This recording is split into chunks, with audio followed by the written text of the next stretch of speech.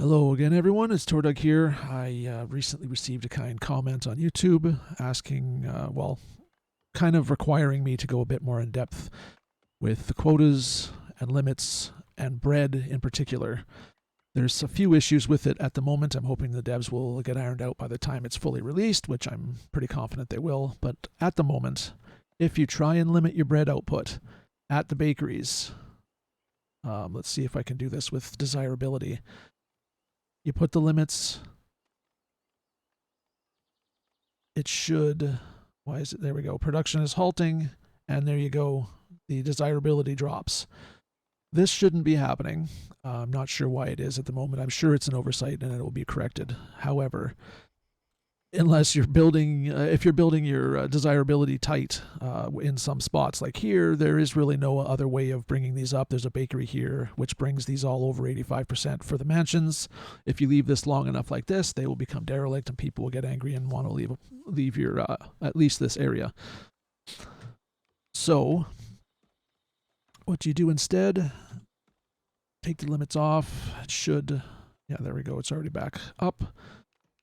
You need to control your flour.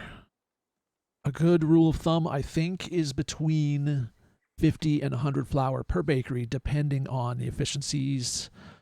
You'll have to kind of play with the number to keep enough flour going to the bakeries. If the bakeries run out of flour and are still active, they still give you the bonus. If you limit the bread and they hit that limit, you lose the bonus. If you turn them off, you lose that bonus. It's the same when they are limited as if you just did this, which is, again, I think it's an oversight. I'm sure they'll correct it by release.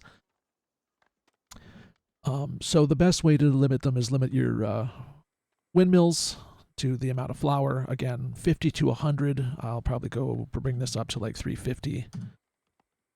And that should...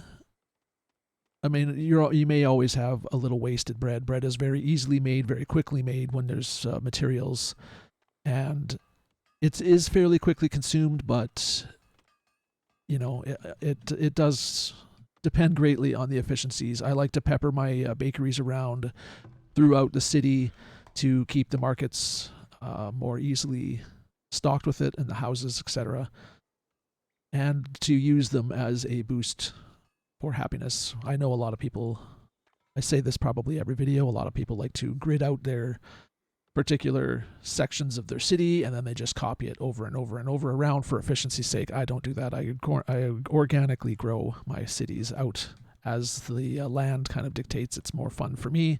There's nothing wrong with either, way of doing it, but that is what it is.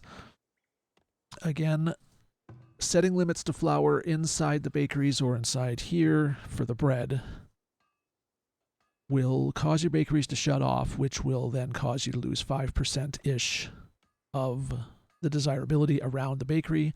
You can prepare for that. You can add extra, an extra statue, an extra whatever around the area to make sure that 5% doesn't matter if you'd like.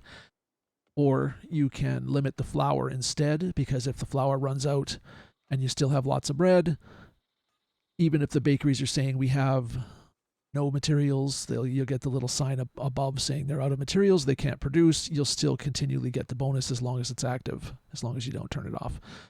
Hopefully that's helpful. This pretty much works for a lot of different industries, including like the coal, iron, and bars, and then weapons or armor based on those things. You can do the same thing playing with the different levels. There's not a plus or minus bonus for messing with those as much. Limiting the amount of bars you make will then give you a boost to coal and iron if you have such things on your map. So having a lower setup on your iron will give you more of a backup. You can sort of stockpile these if you wish, and then you can bring it up later, or there's all kinds of things you can do with it.